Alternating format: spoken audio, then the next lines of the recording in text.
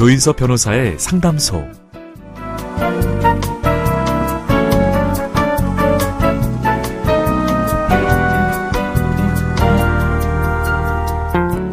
따뜻한 차 한 잔이 생각나는 계절이죠. 유독 추위를 많이 타는 사람에게는 인삼차가 좋고요. 목이 컬컬할 땐 도라지 차가 좋다고 합니다.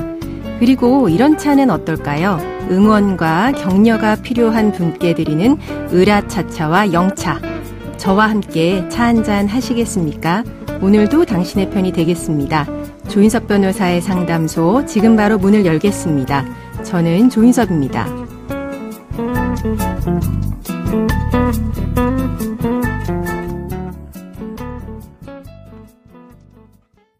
당신을 위한 로하우스 조담소 김원지 변호사와 함께합니다. 안녕하세요. 네, 안녕하세요. 법무법인 신세계로의 김원지 변호사입니다. 오늘은 어떤 고민이 기다리고 있는지 먼저 사연부터 알아보겠습니다. 저와 아내는 2000년경에 처음 만나서 동거를 했지만 성격이 안 맞아서 1년 뒤에 헤어졌습니다. 그 뒤 얼마 지나지 않아서 전해줄 물건 때문에 다시 한번 만났는데요. 눈이 오는 크리스마스여서 그런지 이성을 잃었고 하룻밤 함께 보내고 말았습니다. 그로부터 얼마 지나지 않아서 아내는 저에게 임신을 했다고 알려왔습니다. 그녀와 저는 성격이 안 맞았지만 아이에 대한 책임감을 느꼈고 결혼을 결심했죠. 결혼 후 둘째와 셋째까지 낳았고요. 저는 한국과 미국을 오가면서 사업에 몰두했습니다. 저희 노력에 운까지 따라줘서 사업은 크게 성장했습니다. 하지만 아내와의 성격 차이는 점점 악화되었고 결국 2015년에 이혼을 했습니다. 미국에 있는 재산과 이후 제가 벌어들일 수입에 관해서 재산 분할을 했고 자녀들의 양육비에 관해서도 합의를 했습니다. 그런데요, 이혼 후 면접 교섭을 통해서 중학생이 된 첫째 아이를 만날 때마다 저를 닮지 않은 외모가 눈에 띄었습니다. 혹시나 하는 마음에 친자검사를 의뢰했는데 결과는 충격적이게도 불일치로 나왔습니다. 저는 세상을 다 잃은 듯한 극한의 충격을 받았고 그 일로 아이 엄마를 찾아가서 따져서 물었습니다. 아이 엄마는 사과하기는커녕 뻔뻔한 태도로 일관해서 저는 더 크게 상처를 받았습니다. 이 일로 한동안 제대로 사업을 돌볼 수도 없었고 그로 인해서 사업에 문제가 생기기도 했습니다. 공황장애도 생겨서 사람 많은 곳에 오래 있지 못하게 됐고요. 극심한 우울증에 고통받고 있는 상황입니다. 아내에게 손해배상 청구를 할 수 있을까요? 제 호적도 정리하고 싶습니다.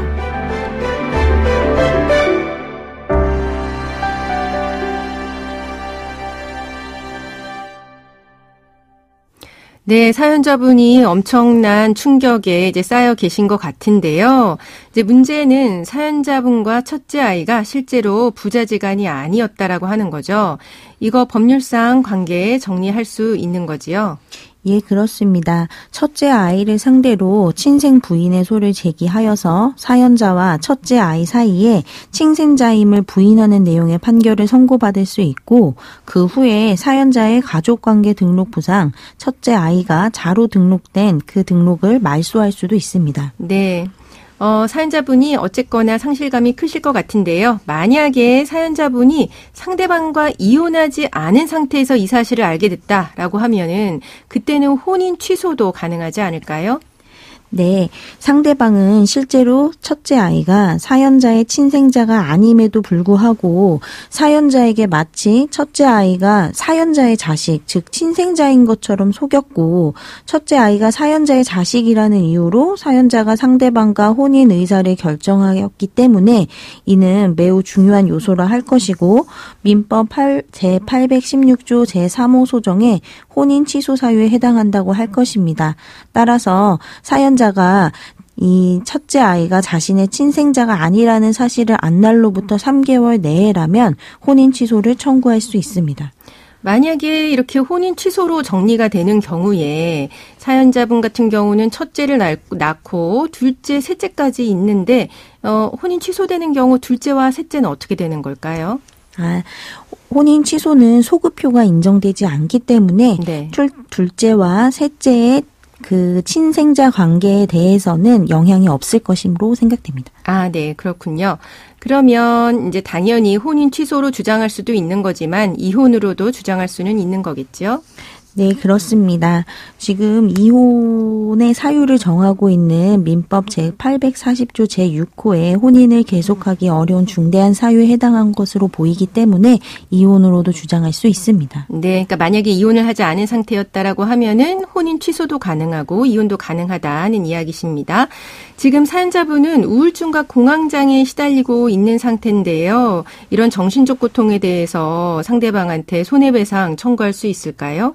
네, 사연자가 상대방과 이미 이혼한 상태이지만 당시 그 사연자에게 상대방이 자신의 친자라는 사실을 알리면서 혼인을 요구해왔고 그러나 사실은 친자가 아니라는 사실은 매우 극심한 정신적 고통에 해당하기 때문에 이를 이유로 손해배상을 청구할 수 있습니다. 네.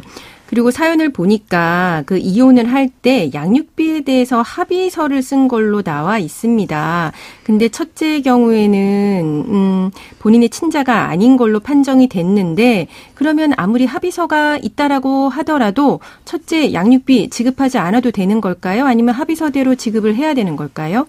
네, 당시 합의를 할 당시에는 이 사실을 모른 채로 합의를 하였고 그 이후에 이 첫째 아이가 자신의 친자가 아니라는 중대한 사실을 알게 되었기 때문에 이 양육비에 관련해서 앞으로 이 합의에 근거해서 지급할 의무는 부담하지 않을 것으로 생각이 됩니다. 네. 그러면 이 사연자분 입장에서는 사실 내 아이인 줄 알고 계속 키워오면서 돈을 들여온 건데 결혼 생활하면서 아이한테 들었던 양육비 이거 돌려받을 수 있을까요? 네, 첫째 아이가 사연자의 친자가 아니고 이 사실을 알게 된 이후부터 같이 살지도 않기 때문에 네, 이혼한 이후에 아이에 대한 부양 의무를 부담하지 않아서 그에 해당하는 것은 반환받으실 수 있는데 혼인 기간 중에 첫째 아이를 위해서 실제 사용한 양육비에 대해서는 이것이 이 아이에 들어간 비용이다. 이 아이를 위해서 지출된 부분이다. 이런 것을 분리해서 특정하실 수 있다면 이 부분에 대해서도 부당이득 반환을 청구하실 수 있을 것으로 생각됩니다. 네, 근데 이제 분리가 쉽지는 않을 수는 있겠네요. 네, 그렇습니다. 네, 지금까지 상담 내용을 정리를 해보자면 사연자분은 이혼한 아내 사이에서 세 자녀를 두고 있었는데 첫째 아이가 본인의 친자녀가 아니라고 하는 것을 알게 되셨습니다. 이로 인해서 사업에도 차질이 생기고 공황장애와 우울증에 시달리고 있는 상황인데요. 사연자분은 첫째 아이를 상대로 친생 부인의 소를 제기할 수 있고 이후 가족관계 등록부상 첫째 아이를 말소할 수 있습니다. 또한 아내를 상대로 전 아내지요. 이혼한 아내를 상대로 정신적 고통에 대한 손해배상 위자료 청구할 수 있고요. 그리고 이혼을 한 이후에 첫째 아이에 대한 양육비 명목으로 지급한 돈은 부당이득으로 반환 청구가 가능할 것으로 보이고 혼인 기간 중에 쓴 돈 중 첫째 아이에 대한 부분이 특정이 된다면 그 부분도 부당이득 반환 청구 가능해 보인다고 정리해드렸습니다. 지금까지 김원지 변호사와 함께했습니다. 법무법인 신세계로의 김원지 변호사였습니다. 조인섭 변호사의 상담소는 유튜브를 통해서 다시 듣게 하실 수 있습니다. 궁금한 점이나 건의할 사항이 있으시면 댓글을 달아주세요.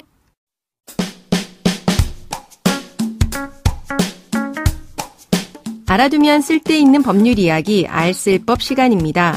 작년 9월 미국의 한 음식점에서 손님이 음식이 잘못 나왔다면서 직원에게 음식이 담겨있던 접시를 집어던진 일이 있었습니다. 이 일로 그 직원은 얼굴에 화상을 입습니다. 그리고 충격으로 일을 그만뒀다라고 하는데요. 직원에게 접시를 던진 손님은 재판에 넘겨졌고요. 미국 법원은 징역 30일에 패스트푸드점에서의 근무 60일을 선고했습니다. 이 판결을 두고 솔로몬의 판결이다, 통쾌하다 이런 반응들이 나오고 있는데요. 자세한 내용을 살펴볼까요?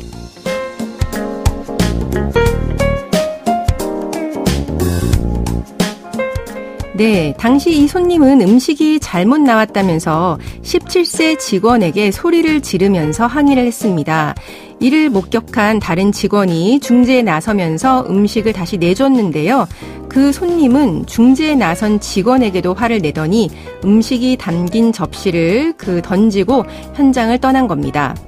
직원은 얼굴에 화상을 입었고 머리에 음식이 묻은 채로 4시간을 더 일해야 했죠. 그리고 이후 정신적 충격으로 일을 그만뒀습니다. 이 사건에 대해서 손님은 징역 3개월을 선고받을 예정이었는데요. 선고 당일 담당 판사는 손님을 감옥에 가두는 것 이외에 할 수 있는 일이 뭐 없을까 고민을 했다라고 합니다. 판사는 2달 동안 피해자의 입장에 서서 사람들을 어떻게 대해야 하는지를 배우겠느냐 아니면 감옥에 있고 싶냐라고 물었고 손님은 2달간의 근무를 선택했다고 하는데요. 그래서 징역 30일에 패스트푸드점에서의 근무 60일이 선고됐습니다. 조인섭 변호사의 상담소, 조담소는 언제나 당신과 함께합니다. 끝곡으로 나나 무스쿠리의 Bridge Over Troubled Water 들려드리면서 저는 이만 인사드립니다. 지금까지 로이어 조인섭이었습니다.